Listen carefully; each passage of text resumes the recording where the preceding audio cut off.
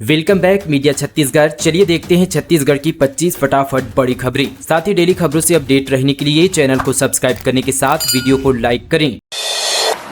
Sai cabinet की बैठक आज। किसान, शिक्षा और स्वास्थ्य से जुड़े प्रस्ताव को मिल सकती है मंजूरी। सीएम साय करेंगे मीटिंग की अध्यक्षता। साय कैबिनेट की बैठक आज होगी। यह बैठक नवा रायपुर के महानदी भवन में दोपहर 3:30 बजे से शुरू होगी। बैठक की अध्यक्षता मुख्यमंत्री विष्णुदेव साय करेंगे। इसमें प्रदेश सरकार के सभी मंत्री शामिल होंगे और कई महत्वपूर्ण मुद्दों पर चर्चा की जाएगी। जानकारी के मुताबिक बैठक में प्रदेश की विकास परियोजनाओं की प्रगति और नई योजनाओं की रूपरेखा पर विचार किया जाएगा। त्योहारों से पहले खुशियों की उम्मीद। साय कैबिनेट की बैठक पर टिकी 16,500 एनएचएम कर्मचारियों की नजर। छत्तीसगढ़ के 16,500 राष्ट्रीय स्वास्थ्य मिशन कर्मचारी इन दिनों त्योहारी सीजन में खुशियों की बजाय चिंता में डूबे हुए हैं। हाल ही में 33 दिन लंबी हड़ताल के बाद आंदोलन स्थगित करने वाले इन कर्मचारियों को अब 30 सितंबर यानी आज होने वाली राज्य मंत्रिमंडल की बैठक में 25 बर्खास्त कर्मचारियों की बहाली और हड़ताल अवधि का वेतन बहाल करने सहित कई मुद्दों पर फैसला आने की उम्मीद है। बालोद में बिजली के बढ़े हुए दामों को लेकर अनोखा प्रदर्शन। युवा कांग्रेस ने बिजली दफ्तर के बाहर जलाया बिल। छत्तीसगढ़ में बिजली के बढ़े हुए कीमत के विरोध में युवा कांग्रेस जिला बालोद ने अनोखा प्रदर्शन किया। युवा कांग्रेस ने जिला विद्युत कार्यालय पहुंचकर बिजली बिल को अधिकारियों के सामने जलाया। इसके बाद जमकर नारेबाजी करते हुए प्रशासन और सरकार के खिलाफ विरोध दर्ज किया। इस दौरान बड़ी संख्या में युवा कांग्रेस कार्यकर्ता मौजूद रहे।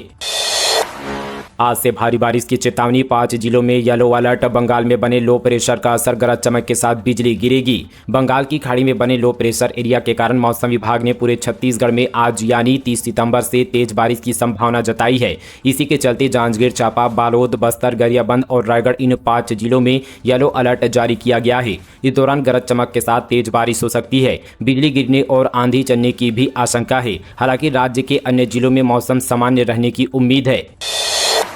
शादियों के लिए जेवरात खरीदी शुरू। दाम बढ़ने से अब लाइट वेट ज्वेलरी की बढ़ी डिमांड। देवउठनी एकादशी के बाद शुभ और मांगलिक कार्यों की शुरुआत हो जाएगी। शादियों के मुहूर्त भी शुरू हो जाएंगे। शादियों के लोग सोने और चांदी के जेवर की खरीदी करते हैं। वर्तमान समय में सोने और चांदी के दाम आसमान छू रहे हैं। इसके बावजूद सोना चांदी की डिमांड सुरक्षित निवेश और शादियों में लेन देन के हिसाब से बराबर बनी हुई है। हालांकि दाम बढ़ने के बाद अब लोग लाइट वेट ज्वेलरी की तरफ अपना रुख कर रहे हैं। प्रदेश में 1 अक्टूबर से बंद होगी सभी राशन दुकानें। 6 सूत्री मांगों को लेकर 125 किलोमीटर पदयात्रा कर सीएम हाउस पहुंचेंगे संचालक। छत्तीसगढ़ में राशन वितरण व्यवस्था संभालने वाले शासकीय उचित मूल्य दुकान संचालकों ने सरकार के खिलाफ मोर्चा खोल दिया है। वर्षों से लंबित मांगों और कमीशन में बढ़ोतरी को लेकर वे अब आंदोलन के रास्ते पर उतर आए हैं। 1 अक्टूबर से पूरे प्रदेश की राशन दुकानें अनिश्चितकाल के लिए बंद रहेगी और 5 अक्टूबर को चरामा से रायपुर तक 125 किलोमीटर की पदयात्रा कर मुख्यमंत्री निवास पहुंचकर 6 सूत्री मांगों लेकर विरोध जताया जाएगा।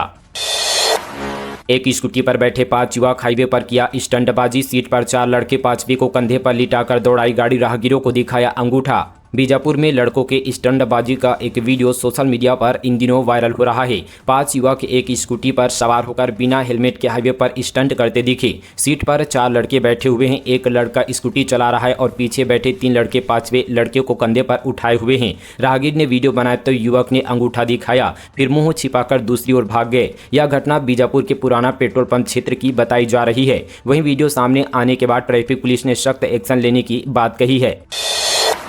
छात्राओं के लिए बड़ी खुशखबरी। कॉलेज में पढ़ाई के लिए सरकार सालाना देगी 30,000 रुपये। डिप्टी सीएम साहब ने कहा जल्द शुरू होगा पंजीयन। छत्तीसगढ़ सरकार ने राज्य में 12वीं तक सरकारी स्कूल में पढ़ने वाली छात्राओं के लिए एक अहम योजना की घोषणा की है। डिप्टी सीएम अरुण साव ने जानकारी देते हुए बताया कि जो लड़कियां सरकारी स्कूल से पास होकर कॉलेज में दाखिला लेंगी उन्हें पढ़ाई के लिए सरकार हर साल 30,000 रुपये वित्तीय सहायता के रूप में प्रदान करेगी। डिप्टी सीएम अरुण साव ने कहा कि इसका मुख्य उद्देश्य शैक्षणिक अवसरों को बढ़ाना और छात्राओं की पढ़ाई को प्रोत्साहन करना है। हम चाहते हैं कि सरकारी स्कूल की छात्राएं उच्च शिक्षा की ओर बढ़े और किसी आर्थिक तंगी के कारण पढ़ाई बीच में ना छोड़े। इस योजना से हर छात्र कॉलेज में बिना किसी वित्तीय बाधा के अपनी पढ़ाई जारी रख सकेंगी। तस्करों के बीच चल रही थी हीरे की डील। अचानक घेराबंदी कर पुलिस ने पकड़ा। गरियाबंद जिला अस्पताल के सामने तस्करों के बीच चल रही हीरे की डील के दौरान पहुंची सिटी कोतवाली पुलिस ने घेराबंदी कर 4 तस्करों को गिरफ्तार कर उनसे 6 नग हीरा बरामद किया है। गरियाबंद जिले के हीरा तस्करी का एक ताज़ा मामला सामने आया है। यह घटना गरियाबंद सिटी कोतवाली थाना क्षेत्र से जुड़ी हुई है, जहाँ जिला अस्पताल के सामने पुलिस ने हीरे के एक डील के दौरान घेराबंदी कर 4 तस्करों को गिरफ्तार किया गया है। पकड़े गए तस्करों के पास से 6 हीरे बरामद हुए, जिसकी डील 30,000 रुपये में तय हो रही थी। बैज बोले, छत्तीसगढ़ में 2500 गायों की मौत, 5 लाख गायब, भाजपा राज में यूपी महाराष्ट्र के स्लॉटर हाउस भेजे जा रहे गाय। बृजमोहन बोले, हम नीति बना रहे हैं। प्रदेश कांग्रेस अध्यक्ष दीपक बैज ने कहा कि पिछले पौने 2 साल में छत्तीसगढ़ से करीब 5 लाख गौवंश गायब हो गए हैं। लगभग 2500 गाय भूख, हादसे और जहरीला पदार्थ खाने से मारी गई। बजरंग दल, विश्व हिंदू परिषद के कार्यकर्ताओं को समोदा, कल्लू और खरोरा जाकर गायों की स्थिति का जायजा लेना चाहिए। बैज ने कहा कि भाजपा राज में गायों को यूपी और महाराष्ट्र के स्लॉटर हाउस भेजा जा रहा है।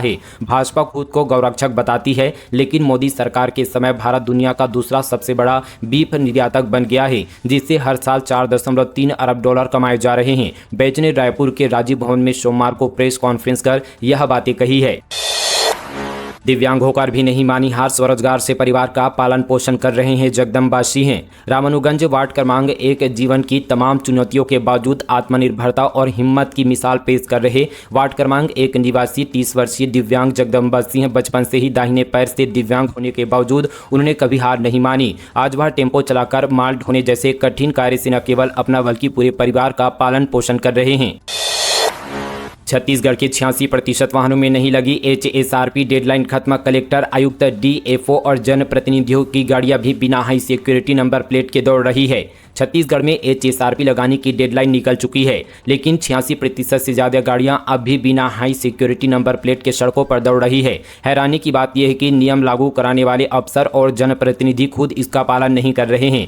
दुर्ग में संयुक्त कलेक्टर, निगम आयुक्त, नगर निगम सभापति, भिलाई निगम अपर आयुक्त, अपर कलेक्टर, SDM, समाज कल्याण विभाग के अधिकारी, पुलिस विभाग के ज़्यादातर वाहन और यहां तक कि DFO की गाड़ी में अब तक HSRP नहीं लगाई गई है।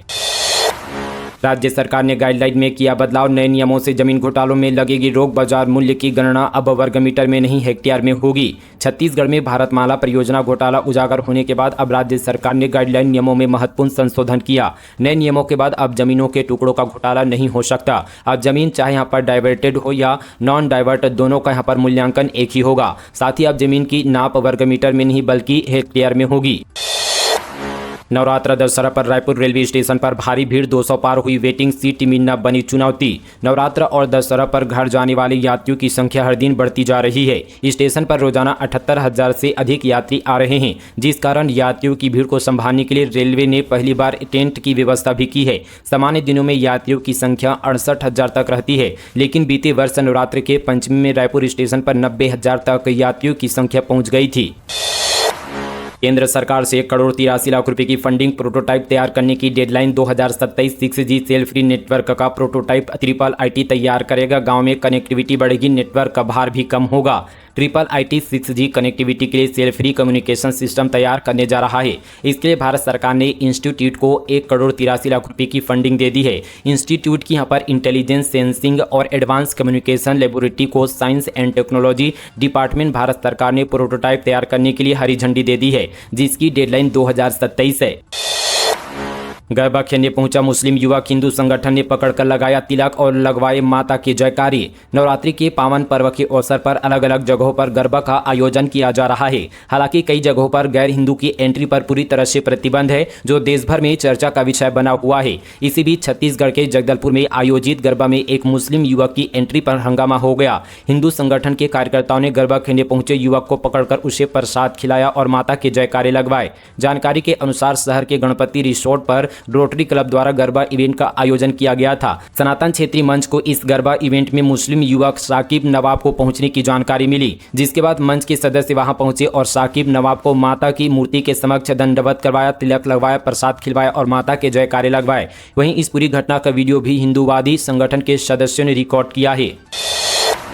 डोंगरगढ़ पहुंचे दीपक बैज, मां बमलेश्वरी का दर्शन कर बोले सरकार में है कंफ्यूजन, नेतागण दे रहे हैं अलग अलग बयान। राजनांदगांव जिले के धर्मनगरी डोंगरगढ़ इस समय नवरात्र महापर्व की भक्ति भावना में सराबोर है। मां बमलेश्वरी देवी धाम में देश भर से श्रद्धालु दर्शन करने पहुंच रहे हैं। इसी क्रम में यहां पर नवरात्रि के 7वें दिन छत्तीसगढ़ प्रदेश कांग्रेस कमेटी के अध्यक्ष दीपक बैज अपने 1 दिवसीय प्रवास पर डोंगरगढ़ पहुंचे। यहाँ उन्होंने विश्व प्रसिद्ध मां बमलेश्वरी देवी की विधि विधान से पूजा अर्चना कर प्रदेश की शांति, समृद्धि और खुशहाली की कामना की। की। डिप्टी सीएम विजय शर्मा के बयान पर पलटवार करते हुए उन्होंने कहा कि प्रदेश की भाजपा सरकार खुद कंफ्यूजन में है। राज्य के गृह मंत्री और मुख्यमंत्री के बयान एक दूसरे से अलग अलग है। पहले दोनों आपस में तय कर ले कि करना क्या है। आखिर रेड कारपेट किसके लिए बिछाया जाएगा? क्या सरकार यह गारंटी दे सकती है कि नक्सलवाद खत्म होने के बाद प्रदेश के खनिज संसाधनों को उद्योगपतियों को नहीं बेचा जाएगा? हकीकत यह कि अभी नक्सल समस्या पूरी तरह से खत्म नहीं हुई है, लेकिन उससे पहले ही दंतेवाड़ा और बेलाडीला की 3 आयरन और खदानों को बेच दिया गया है। कांकेर की खदान भी उद्योगपतियों के हाथों सौंप दी गई है। तो फिर सवाल उठता है कि रेड कारपेट नक्सलियों के लिए या उद्योगपतियों के लिए है?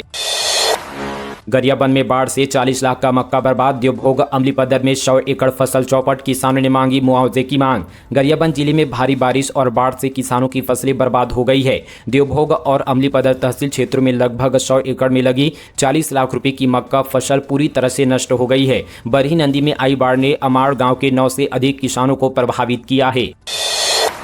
पीएम मोदी करेंगे भिलाई की बेटी का सम्मान। उमा बारले ने ऑल इंडिया ट्रेड टेस्ट में लाया सर्वाधिक अंक। भिलाई की बेटी उमा बारले की सफलता पर खुद पीएम मोदी उसका सम्मान करने वाले हैं। उमा बारले ने ऑल इंडिया ट्रेड टेस्ट में सर्वाधिक अंक लाकर पूरे भारत में पहला स्थान हासिल किया है। उमा की सफलता पर भिलाई महिला औद्योगिक प्रशिक्षण संस्थान के शिक्षक भी काफी खुश हैं। 2 अक्टूबर गांधी जयंती के मौके पर उमा बारले को नई दिल्ली में ये सम्मान मिलने वाला है। नई दिल्ली में उमा बारले को चौथे कौशल दीक्षांत समारोह में पीएम मोदी खुद सम्मानित करेंगे। 20 साल पुराने वाहन मालिकों को राहत इतने पैसे देकर करा सकेंगे री रजिस्ट्रेशन। मॉर्थ ने जारी किया नोटिफिकेशन। केंद्र सरकार ने 20 साल पुराने वाहनों के लिए बड़ा राहत नियम जारी किया है। अब वाहन मालिकों को अपने 20 साल से पुराने दोपहिया कार या मालवाहक वाहनों को जबरन कबाड़ में नहीं बेचना पड़ेगा। केंद्रीय सड़क परिवहन और राजमार्ग मंत्रालय ने नोटिफिकेशन के माध्यम से परिवहन विभाग को यह निर्देशित किया कि ऐसे पुराने वाहन अब पुनः पंजीयन करवा सकेंगे। इन व्यवस्था के तहत वाहन मालिकों को दुगना शुल्क, फिटनेस जाँच और प्रदूषण नियंत्रण प्रमाण पत्र कराना अनिवार्य होगा। पंजीयन कराने के बाद वे अपने पुराने वाहन को अधिकृत रूप से सड़क पर चला सकेंगे। सरेंडर नक्सलियों का लाल कारपेट बिछाकर स्वागत करेगी सरकार। केंद्रीय गृह मंत्री शाह के बयान को डिप्टी सीएम शर्मा का समर्थन। बोले सीज फायर नहीं, सरेंडर केवल ऑप्शन। केंद्रीय गृह मंत्री अमित शाह ने नक्सलियों के युद्ध विराम को लेकर जारी किए गए पत्र को भ्रामक बताया है। उन्होंने स्पष्ट किया कि जो नक्सली आत्मसमर्पण करना चाहते हैं उनका स्वागत है, लेकिन कोई सीज फायर नहीं होगा। अब छत्तीसगढ़ के गृह मंत्री विजय शर्मा ने कहा कि युद्ध विराम की कोई योजना नहीं है। नक्सलियों के पत्र में जो भाव है कि बस्तर में खून खराबा बंद होना चाहिए, अगर कोई ऐसा सोचता है तो उसे जल्द ही निर्णय लेना चाहिए। उन्होंने कहा कि लाल कारपेट बिछाकर आपका स्वागत करने के लिए तैयार हैं। बिलासपुर पुलिस की मानवीय पहल। सड़क हादसे में जान गंवाने वाले आरक्षक की पत्नी को एसएसपी और एसबीआई ने सौंपा 1 करोड़ का चेक। बिलासपुर जिले के पुलिस विभाग के आरक्षक 558 स्वर्गीय यहाँ पर रामनारायण सिंह के परिवार को बड़ा सहारा मिला है। सड़क दुर्घटना में जान गंवाने वाले आरक्षक की नॉमिनी पत्नी पूनम सिंह ठाकुर को पुलिस विभाग और एसबीआई की ओर से एसएसपी रजनेश सिंह द्वारा 1 करोड़ रुपये का चेक सौंपा गया।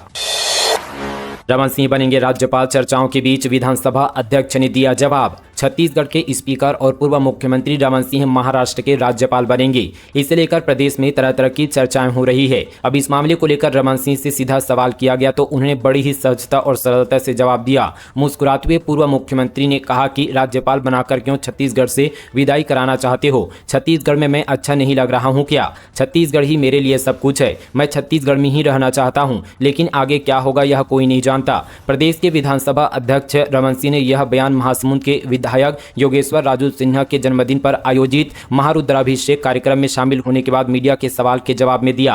हालांकि उन्होंने यह बयान अपने हास्य परिहास में दिया, पर इस बयान के जरिए पूर्व सीएम ने अपना संदेश बीजेपी हाईकमान तक पहुंचा दिया है। बता दें कि महाराष्ट्र के सीपी राधाकृष्णन के इस्तीफे के बाद से ही पूर्व मुख्यमंत्री डॉक्टर रमन सिंह को राज्यपाल बनाए जाने की चर्चा जोरों पर थी, पर पार्टी की ओर से इसे लेकर अब तक कोई अधिकृत बयान जारी नहीं किया गया है।